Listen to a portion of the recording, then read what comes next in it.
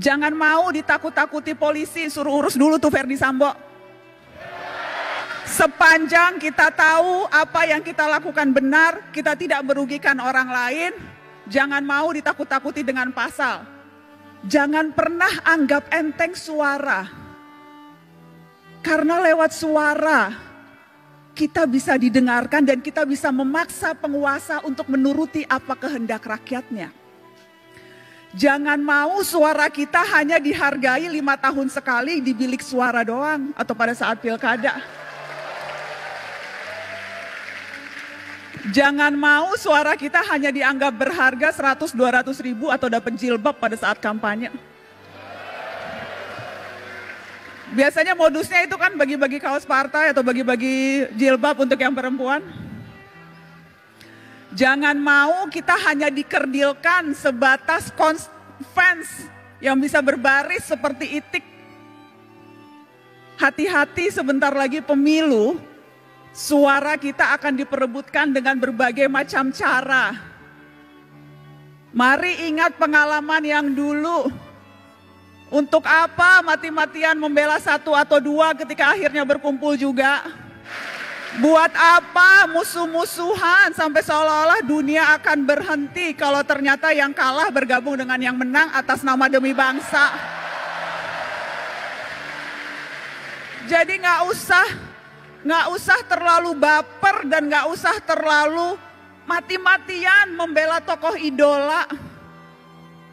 Karena sekali lagi, hitung-hitungan mereka terkadang bukan kita, hitung-hitungannya untung rugi kalkulasi politik aja. Karenanya jangan mau dimanfaatkan hanya suara di 5 tahun sekali, tapi gunakan suara itu terutama di hari-hari ini. Ketika ancaman kita untuk bersuara mungkin saja akan dibatasi lewat rancangan kitab undang-undang hukum pidana di mana semua bisa kena.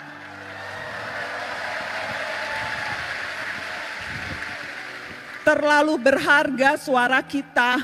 Dan saya selalu bilang ini, cuma itu yang kita punya, suara. Negara punya yang lain. Negara punya kuasa, negara punya tentara, negara punya uang, kita punya apa? Kita punya suara. Dan yang harus kita waspadai adalah ketika kita terlalu takut dan berusaha mengecilkan suara kita, padahal yang kita butuhkan justru teriakan-teriakan. Jadi ya, menjadi pemimpin, menjadi presiden itu bagus, niat mulia. Tapi perhatikan suara-suara orang yang juga tidak punya kuasa, tetapi kalau berkumpul bisa berdaya. Jadi mari rapatkan barisan. Mari rapatkan barisan dan jangan mau ditipu-tipu. Jangan mau dipergunakan hanya suaranya, tetapi ketika kita menuntut hak-hak kita yang paling dasar, sedasar kebebasan berekspresi dan berbicara, itu kita tidak didengarkan. Tetapi kakak mau menegaskan ini adik-adik. Pergerakan jangan hanya sebatas kerumunan. Pergerakan terutama gerak mahasiswa, jangan hanya sebatas kumpul-kumpul berkerumun. Ya, demonstrasi perlu dan harus terus dilakukan kalau memang strateginya seperti itu. Anak muda hari-hari ini adalah anak muda yang seharusnya pintar memilih dan memilah informasi, mana yang sampah, banyak sampah sekarang di dunia maya, dan mana yang fakta. Mana yang berita, mana yang opini, dan hati-hati mana yang propaganda.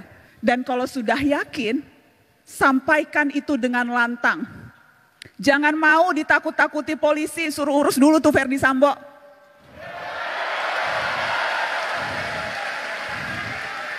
Sepanjang kita tahu apa yang kita lakukan benar, kita tidak merugikan orang lain, jangan mau ditakut-takuti dengan pasal.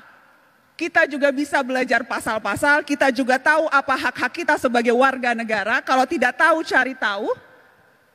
Jadi jangan mau gampang ditakut-takuti. Dengan cara itu, kita bisa berdaya dan kita bisa memberdayakan orang lain. Dan harusnya itu ultimate goal kita dalam hidup.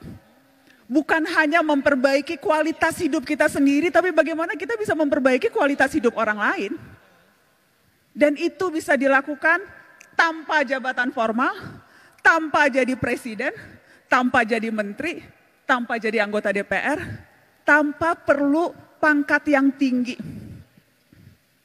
Kita bisa melakukan itu dalam tindakan kecil seharian sekalipun. Karena kuncinya sebetulnya peduli dan bersatu. Kutipan yang selalu saya tunjukkan ke setiap mahasiswa, ketika Bung Hatta bilang seperti ini, peduli dan bersatu itu adalah kunci. Karena kalau tidak, Indonesia hanya seperti seuntaian gambar di peta